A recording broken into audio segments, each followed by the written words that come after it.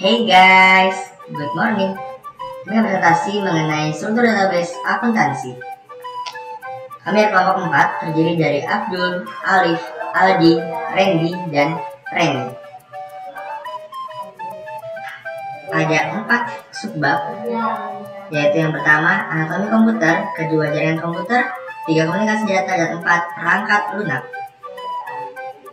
Yang pertama yaitu anatomi komputer.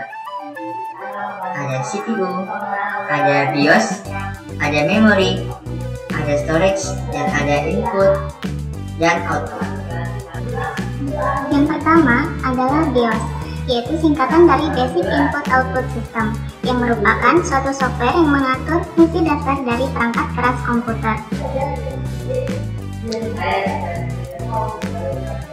Fungsi utama dari BIOS adalah untuk memberikan instruksi yang dikenal dengan istilah POS, yaitu perintah untuk menginisialisasi dan identifikasi perangkat sistem dan hardware lainnya pada saat komputer mulai booting.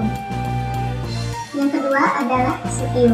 CPU singkatan dari Central Processing Unit, adalah perangkat keras komputer yang berfungsi untuk menerima dan melaksanakan perintah dan data dari perangkat lunak.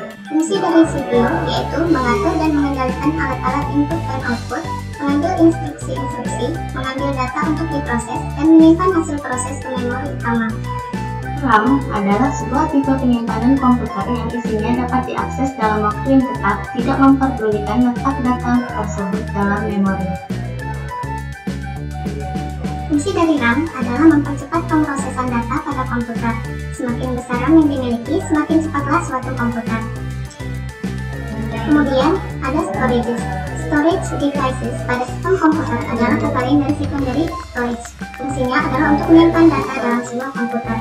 Macam-macam storage yaitu optical disk, hard disk, floppy disk, flash disk, dan solid state disk. Input dan output device. Input device berfungsi sebagai media untuk memasukkan data dari luar ke dalam suatu memori dan prosesor untuk diolah guna menghasilkan informasi yang diperlukan. Output device adalah unit keluaran untuk menampilkan hasil pengolahan yang akan dilakukan oleh CPU.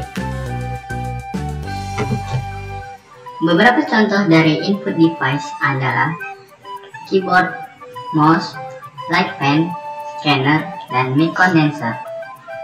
Sedangkan untuk output device ada printer, speaker, dan juga proyektor. Jaringan komputer. Jaringan komputer adalah komunikasi antar komputer untuk saling bertukar data.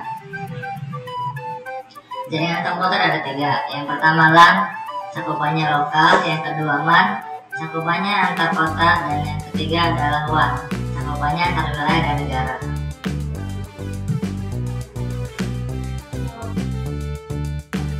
Perbedaan internet dan intranet.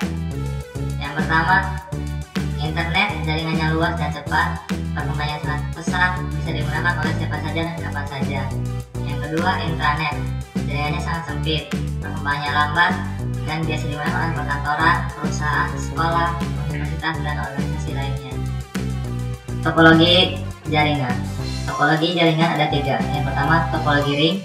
Topologi ini berkomunikasi menggunakan data token untuk mengontrol hak akses komputer untuk menerima data. Yang kedua, topologi bus. Topologi jaringan komputer bus tersusun rapi seperti antrian. Dan yang terakhir, topologi star. Semua komputer dihubungkan ke sebuah hub atau switch dengan kabel UTP, sehingga hub atau switch adalah pusat dari jaringan yang bertugas untuk mengontrol lalu lintas data. Komunikasi data adalah proses pengiriman dan pengiriman data yang terhubung dalam sebuah jaringan. Perbedaan file dan database. File merupakan penyimpanan secara tradisional atau terpisah, sedangkan database merupakan penyimpanan secara menyeluruh dan terintegrasi. Hierarki database. Yang pertama adalah field. Field adalah kumpulan dari karakter yang membentuk suatu arti. Kemudian ada record. Record adalah kumpulan field yang biasanya dihitung dalam satuan baris. Selanjutnya adalah file. File adalah kumpulan yang berupa informasi yang berhubungan atau biasanya disebut sebagai data yang tersimpan di dalam komputer.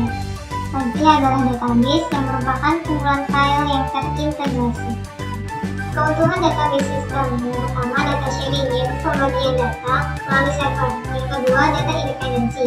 Data tidak mudah berubah. Yang ketiga, data integrasi, data interrelasi, dan terakhir data konsistensi, yaitu data yang dapat dipercaya. Relational database minimum system adalah langkah lunak untuk membuat dan mengolah database, dan sering juga disebut sebagai database engine. 3 prinsip dalam RDBMS.